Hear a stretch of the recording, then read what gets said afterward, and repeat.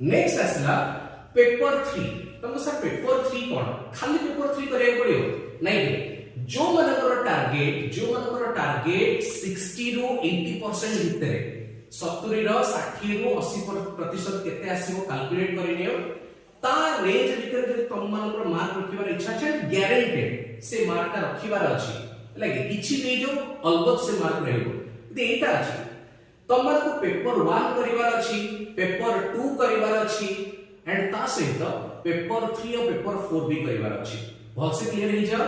केवल 3 4 करिक जीवनी कथा बुझी लगी पेपर 1 पेपर 2 जस्ट 50 पाखा पाखी स्कोर करिबार भाई होय ता अधिक नहीं पड़े बट गारंटी जोटा ही परियो मु सेटा कहूची ओके